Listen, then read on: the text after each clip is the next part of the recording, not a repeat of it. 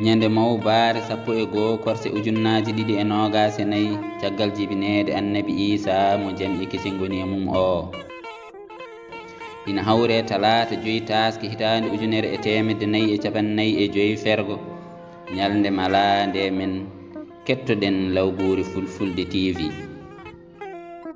Pulaare e pulareeje Malaɗo Diallo holko Pulaare wi?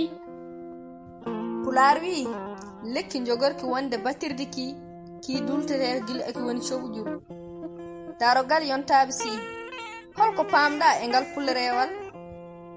Ngal pularewal yiɗi wiide ko neɗɗo jogorɗo fajde gacce janngo o, jogorɗo wonde darorgal leñol o, jogorɗo wonde jaalal leñol o tutete woni o heblete ko gila e cukaago o nehenedi moƴƴiri o jangine o andine hoore makko sabu neɗɗo mo anda hoore mum wawa yidde hoore mum saka yidde hono mum kono kadi Pulaare wi woto goppen ha beelal horo mbiyen eɗen defta e nehane mum eɗen gasa hen ɓulli anne holko ngal pularewal firata? Ngal pularewal yiɗi wiide ko daraninoɗo en darnde nde en mbawa daranade koye men, ballowo en ɗo en mbawa wallude koye men, kedannoɗo en ɗo en mbawa hedande koye men.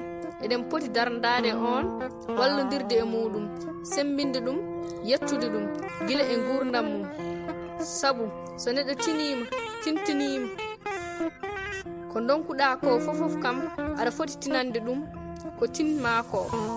Mbasen ɗaccude ha rutto e jomum mbiyen eɗen jangto golle mum caggal mum.